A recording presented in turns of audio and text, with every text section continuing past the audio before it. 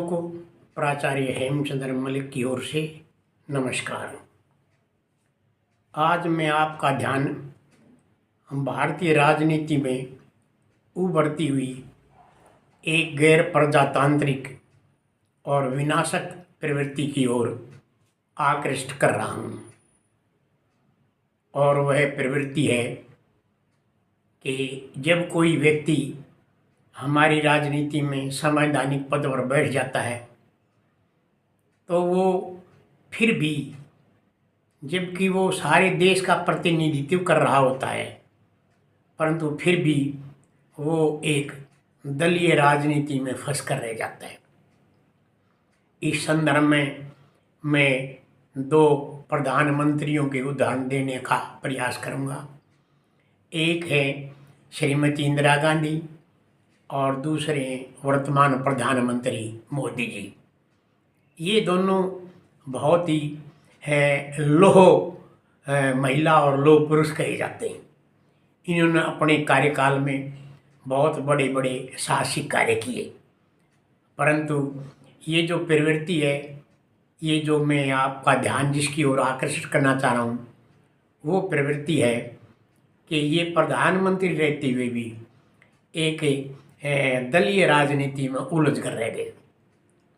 तभी तो एक महान लेखक मथाना जी ने कहा था कि प्रत्येक शासक शोषित होता है। पहले मैं इंदिरा जी की बात करूं। एक उस समय की बात है जब इंदिरा जी इस देश की प्रधानमंत्री थी और हरियाणा में चौधरी बंसीलाल मुख्यमंत्री थी। तो एक बार इस दौरान करनाल में कुछ महिलाओं ने अपनी मांगों को लेकर के प्रदर्शन किया और इन महिलाओं पर पुलिस ने लाठीचार्ज किया, इनके कपड़े फाड़ डाले, इनको पीटा और इनके शरीरों पर चोटें आई। तो इस दर्द को बताने के लिए, इस दर्द का इलाज कराने के लिए वो दिल्ली में प्रधानमंत्री इंदिरा गांधी के पास गई। जब इंदिरा गांधी को इन सब बातों का पता चला तो उन्होंने इन महिलाओं से मिलने से इनकार कर दिया और बड़ी दुखद बात कही। और दुखद बात ये थी, अंग्रेजी में थी ये बात, you demonstrate against our government and then come to us for redressal. आप हमारी सरकार के विरुद्ध प्रदर्शन करती हो और मरहम पट्टी कराने के लिए भी हमारे पास आ जाती हो। ये एक प्रधानमंत्री के पद को शोभा नहीं देता था। ये केवल एक दलीय राजनीति की बात थी। अब दूसरा उदाहरण हम लेते हैं वर्तमान प्रधानमंत्री मोदी जी का। अभी फिलहाल आपने देखा होगा कि 5 राज्यों के राज्यपाल रहे सत्यपाल मलिक जी का देहांत हो गया और वे उनका दाह संस्कार किया गया।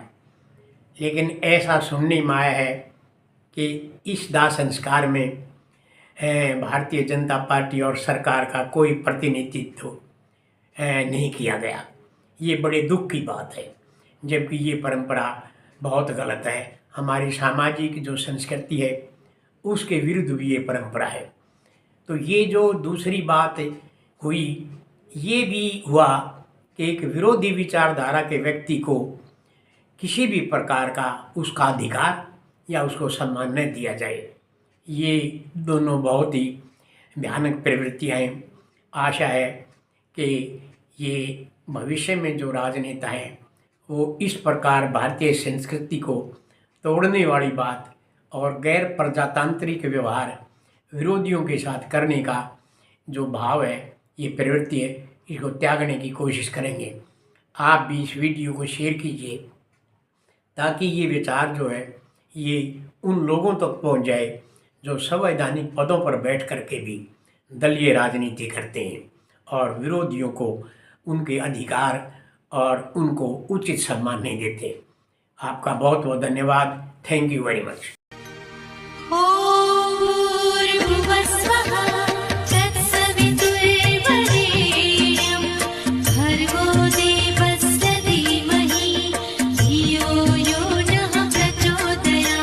रूपबोधकं कृपाकरं भवापहम् समं शिवं निरञ्जनं भजे राममय